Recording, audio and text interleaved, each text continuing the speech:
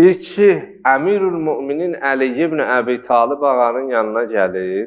Deyir, ağa, məni moizə elə, mənə nəsihət elə. İstəyirəm ki, bir söz deyəsən ki, həyatımda o mənə dərs olsun, ibrət olsun.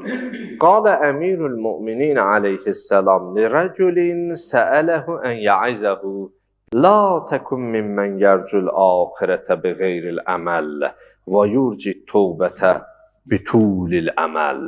Olma o kəs kimi uzun uzadı arzular edir, amma tövbələr gecikir, tövbəni gecikdirir.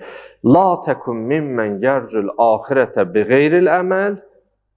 Deməli, əməl etmədən axirət arzusunda olanlardan olma.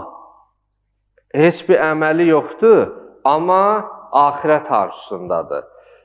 Və ardıca buyurur ki, olma uzun uzadı arzularla tövbələri uzadanlardan, gecikdirənlərdən. Əməl etmədən axirət arzusunda olanlardan olma.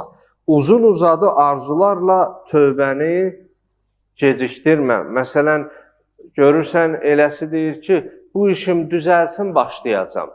O iş düzəlir, o bir iş çıxır meydana, bu düzəlsin, başlayacam. Elə 20 ildir, 30 ildir başlayır, amma hələ başlayıb qutara bilməyir.